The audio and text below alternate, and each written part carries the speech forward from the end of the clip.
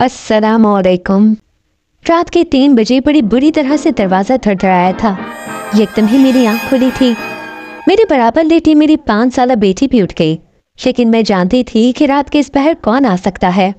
मैंने अपनी बेटी को थपक कर कहा कि सो जाओ, तुम्हारा अब्बा आया है, मैं अभी दरवाज़ा खोल कर आती हूँ। सर्दियों की रातें थीं, बेटी रज़ाई के अंदर घुस के सो गई। मैं बमुश्किल ही उठ के बाहर आई थी। स्वेटर और गर्म शॉल खुद पर ओढ़े अपने कमरे से बाहर निकली तो सर्द हवा के झोंके ने कांपने पर मजबूर किया था। दरवाजा फिर बुरी तरह से थरथराया गया था। मैंने कहा, रुको, आ रही हूँ। ये कहकर मैंने मेन गेट की तरफ तेज तेज कदम बढ़ाए थे। मेरे घर का सहन काफी बड़ा था। पहुंचते पहुंचते मुझे 2 मिनट लग गए थे और इन 2 मिनट में मेरे शौहर ने कोई 4 दफा दरवाजा पीट कर रख दिया था। मैंने दरवाजा खोला।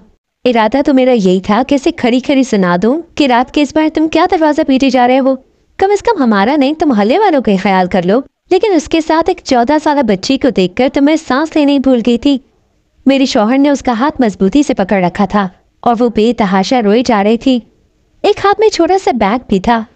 उस बैग को देखकर तो मैं समझ गई कि यकीनन इसमें जेवर और नत्ती होगी, क्योंकि मेरा शौहर एक डकैत था। लोगों के घरों में डाके डालता था। वो न सिर्फ चोरी करता था बल्कि हर बुराई करता था। शराब भी पीता था और बदकारी भी करता था। जहां भी डाका मारने जाता वहां मौजूद किसी न किसी लड़की या औरत की जिंदगी को बर्बाद करके बाहर आता था। लेकिन ऐसा पहली बार हुआ कि वो किसी 14 साल की बच्ची को अपने साथ ले आया था। जैसे ही वो घर के अंदर दाखिल हुई, मेरे शौहर से अपना हाथ छुड़वाने की कोशिश कर रही थी। ये देखकर मुझे भी बहुत गुस्सा आया था। मेरे शौहर ने मेन गेट बंद किया और उस लड़की को घर के कमरे में ले जाने लगा। ये देखकर तो मेरी जान ही निकल गई थी। मैंने फौरन से अपने शौहर के हाथ से उस बच्ची का हाथ छुड़वाया। मैंने कहा, शर्म नहीं आती तुम्हें? छोटी सी बच्ची पर तो रहम खाओ। कहने लगा, तुम्हें क्या तकलीफ है, छोड़ो इसका हाथ। लेकिन मैंने उस बच्ची का हाथ नहीं छोड़ा। मैंने उस लड़की को तेजी से अपने कमरे की तरफ धकेला और बाहर से दरवाजा बंद करके कुंडी लगा दी और उस लड़की से कहा कि अंदर से दरवाजा लॉक कर लो। मेरी बच्ची भी अंदर सो रही थी, इसलिए मैं जानती थी कि मेरा शौहर कभी भी अंदर नहीं जाएगा। उसे और तो किसी का लिहाज न था, लेकिन अपनी 5 साल बच्ची से बेहद मोहब्बत करता था। मेरी इस हरकत पर मेरे शौहर मुझे गुस्से से देखने लगा। कहने लगा, हट पीछे, तुझे किसने इजाजत दी कि तू मेरे कामों में दखल अंदाजी करे? मैंने कहा, तुझे शर्म नहीं आती? 14 साल की बच्ची है वो, जिसे तू अपने साथ लेकर आया है और उससे गुनाह करना चाहता है। वो कहने लगा, मैं इस वक्त तेरी कोई बात सुनने के मूड में नहीं हूँ। जल्दी से उस लड़की को बोलो कि दरवाजा खोले और बाहर निकले। मैं अपनी रात पर बात करने के लिए उसे नहीं लाया, लेकिन मैंने उसे ऐसा कुछ भी नहीं करने दिया था। मैं जानती थी कि इस वक्त जरूर उसे शराब पी रखी है। कुछ देर के बाद ही वो नींद में चला जाएगा और यही हुआ था। वो मुझसे लड़ने झगड़ने लगा, लेकिन फिर उस पर से शराब का नशा उतरने लगा था, इसलिए कमरे में जाकर सो गया। मैंने सुकून का सांस लिया। मैंने ये सोचा था कि सुबह को उस लड़की को भगा दूंगी, लेकिन जैसे ही सुबह हुई तो मेरा शौहर मेरे जागने से पहले उठ चुका था। मैं सहन में रखी चारपाई पे सो गई थी, लेकिन जब मेरी आंख खुली तो मेरा शौहर बड़ी बदहवासी से कमरे से बाहर निकल रहा था। मैं यकदम उठकर बैठ गई। मैंने तो उस लड़की को कमरा अंदर से बंद करके लॉक करने का कहा था, फिर मेरा शौहर कैसे इस कमरे से बाहर आ रहा था? उस बेवकूफ़ लड़की ने दरवाज़ा कैसे खोल दिया? मैं यही सोच रही थी कि जो मेरे शौहर के चेहरे पर छाई बदहवासी ने मुझे और परेशान किया था। मैं चारपाई से उठ के उसके पास आ गई। मैंने कहा, शर्म नहीं आई ना तुम्हें? मैंने कहा भी था कि छोटी सी बच्ची है वो, लेकिन तुम्हें तो कुछ भी नजर नहीं आता। ये कहकर मैं कमरे के अंदर गई तो मेरी चीखें निकल गई थी। वो 14 साल लड़की मर चुकी थी। शायद वो बच्ची वजन बर्दाश्त ही नहीं कर पाई जो मेरे शौहर ने उसके साथ किया था। मैं रोने लगी और अपने शौहर का गिरबान पकड़कर बुरी तरह से झंझोर दिया। मैंने कहा, तुम्हें शर्म नहीं आई? ये तुमने क्या कर दिया है? कहने लगा, बस शराब के नशे में मुझसे ये सब कुछ हो गया। वो मुझे अपने किए पर शर्मिंदा नजर आ रहा था, लेकिन ऐसी शर्मिंदगी का क्या फायदा था? मैं रोने लगी। मैंने कहा, तुम्हें पुलिस कहीं का नहीं छोड़ेगी। वो कहने लगा कि अगर तुम अपनी जबान बंद रखो तो किसी को कानों कान खबर नहीं होगी। फिर उसने इस लड़की की लाश को घर की पिछली जानिब कच्ची मिट्टी में दबा दिया। फिर मेरे पास आ गया। मैं बेतहाशा रोई जा रही थी। मुझे उस लड़की के मर जाने का बेहद अफसोस था। बार बार उसका चेहरा मेरी आंखों के सामने आ रहा था और मुझे अपने शौहर से नफरत महसूस हो रही थी। वो मेरे पास आकर कहने लगा कि अपनी जबान को हमेशा के लिए बंद रखना, खबरदार जो तुम्हारी जुबान से एक लफ्ज भी निकला तो। मैं खामोश हो गई, लेकिन उसके बाद जो कुछ मैंने देखा उस पर यकीन करना मुश्किल था। मैंने देखा कि मेरे शौहर को नींद नहीं आती थी। वो बार बार बेचैनी से उठ बैठता था, कभी बदहवास होता, मुझसे पानी मांगने लगता। 1 महीना उसकी यही हालत रही। 1 महीने बाद वो मुझसे कहने लगा, मुझे वो लड़की ख्वाब में नजर आती है। मुझे उससे खौफ महसूस होता है रुकैया। मैं उसे कोई भी जवाब न देती। दिल में ये कहती कि अच्छी बात है कि तुम्हारी भी नींदें हराम हुई हैं, तुमने कम लोगों की जिंदगी को बर्बाद नहीं किया। लेकिन जैसे जैसे वक्त गुजरने लगा था उसकी हालत अबतर सी होने लगी थी। मैंने महसूस किया कि वो अब डाके डालने नहीं जाता था।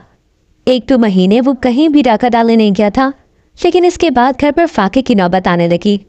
मैंने उसे कुछ नहीं कहा क्योंकि मैं नहीं चाहती थी कि वो ये बुराई का रास्ता इख्तियार करे। लेकिन जब बेटी को रोते हुए बिलबिलाते हुए देखा तो मेरे शौहर ने एक जगह नौकरी कर ली कि देखकर तुम्हें जितना हैरान होती उतना कम था।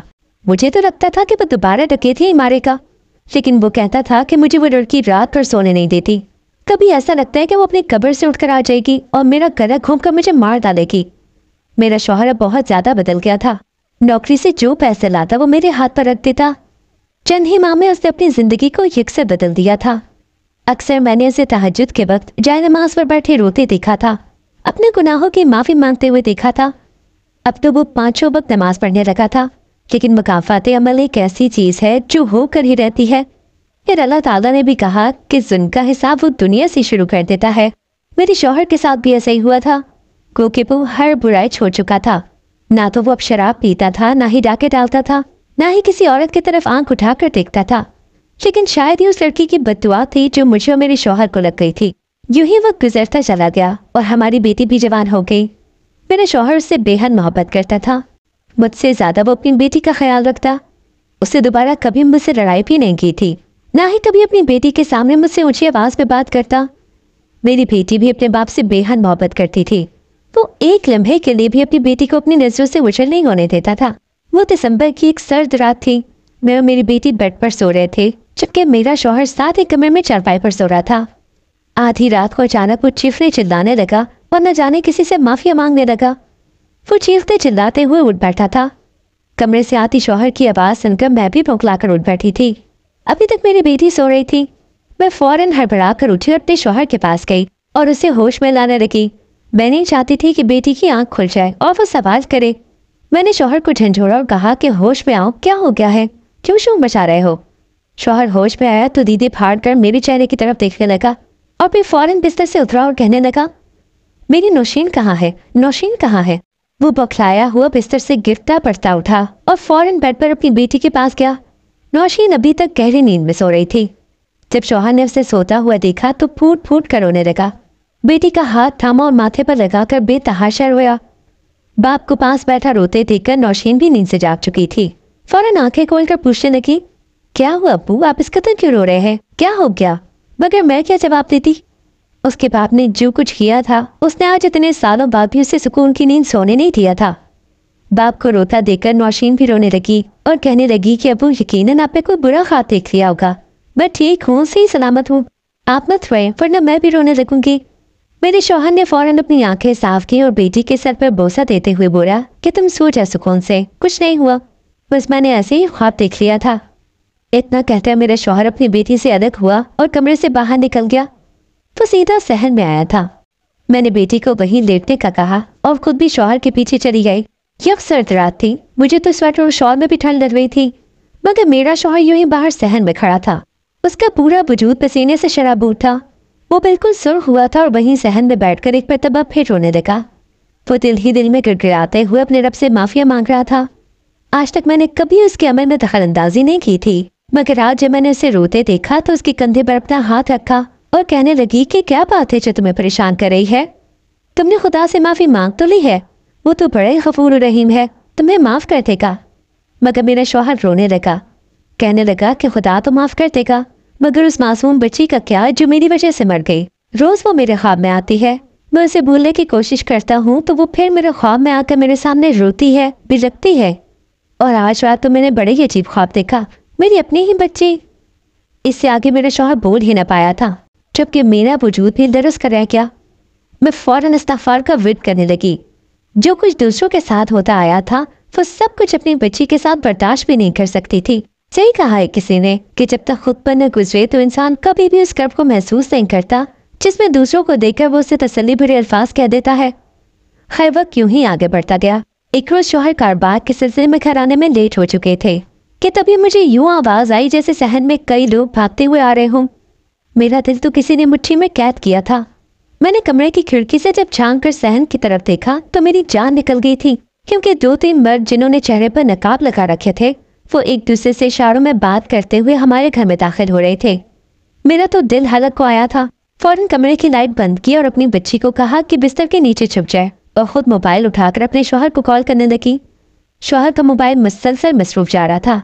जब तक शौहर ने कॉल उठाई तब तक वो हमारे कमरे में दाखिल हो चुके थे।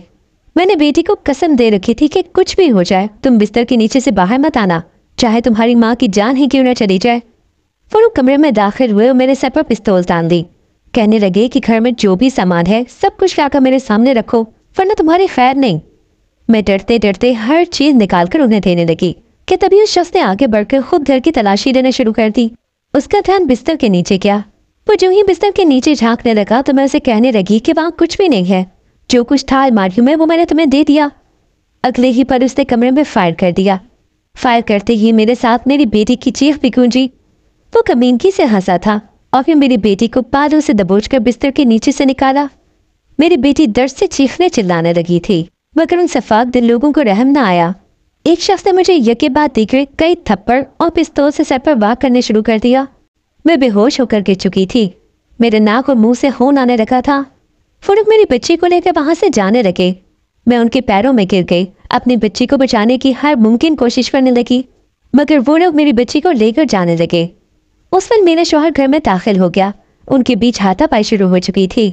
मेरी बेटी बेतहाशा रो रही थी कि जब उनमें से एक ने मेरे शौहर को गोली मार दी। वो गोली मेरे शौहर के बाजू के आर पार हो चुकी थी। इसके बावजूद वो उनका पीछा करने लगा। वो लोग अपनी गाड़ी में बैठकर फरार हो चुके थे। मेरे शौहर ने भी अपना मोटरसाइकिल लिया और उनके पीछे गया। मैं गली में खड़े अपने शौहर और बेटी के लिए दुआ कर रही थी। 2 घंटे बाद मेरे शौहर वापस आया था। खुदा का शुक्र कि मेरी बेटी उसके साथ थी, दोनों ही लहूलुहान थे। मेरी बेटी तो बेहोश होने को थी, जबकि मेरा शौहर खून से लथपथ था। मोटरसाइकिल से उतरते ही गिर गया। कहने लगा कि मैंने अपनी बच्ची की इज्जत बचाई, मगर आज जो कुछ हुआ वो उस लड़की की बद्दुआ थी। शायद वो लड़की मुझे कभी भी माफ नहीं करेगी। मेरा शौहर आखिरी बार अपनी बेटी के सामने सिसक कर रो रहा था और अपने गुनाह को कबूल कर रहा था। मेरी बेटी, जिसके चेहरे पर जख्म और बाल बिखरे हुए थे, वो रो रही थी। शौहर आखिरी सांसें ले रहा था और फिर वहीं पर वफात पा गया, मगर जाते हुए भी वो अपनी गलती पर शर्मिंदा था और अपने गुनाहों की खुदा से माफ़ी मांगा था। यही कह रहा था कि मेरे रब बेशक मेरे गुनाहों की सज़ा मुझे दे दे, मगर मेरी बच्ची और मेरी बीवी को उसका बदला न देना। यही अल्फाज थे मेरे शौहर के जब उसका दम निकला था। मैं बेवा हो चुकी थी। वो रात हम पर बड़ी भारी थी। मैं और मेरी बच्ची फूट फूट कर रोते रहे। अगली सुबह शौहर को दफनाया और अपने शौहर की वसीयत के मुताबिक हम वो मोहल्ला छोड़कर सारा सामान लेकर दूसरे शहर चले गए, क्योंकि अब वहाँ पर रहने से लोगों ने मेरी बेटी के बारे में तरह तरह की बातें करनी थी, जो कि मैं बिल्कुल भी नहीं सुन सकती थी। मेरी बेटी तो बिल्कुल खामोश हो चुकी थी। उसके दिमाग पर इस वाक़े ने गहरा असर डाला था, मगर काश मेरा शौहर ये सब पहले जान देता कि आज वो जो कुछ किसी और की बेटी के साथ करेगा, कल को वही सब कुछ उसके अपनी बेटी के साथ भी होना था। अगर कहानी अच्छी लगी हो तो वीडियो को लाइक करो। मज़ीद इस तरह वीडियो देखने के लिए हमारे चैनल को सब्सक्राइब करें। मिलते हैं अगली वीडियो में। अल्लाह हाफिज़।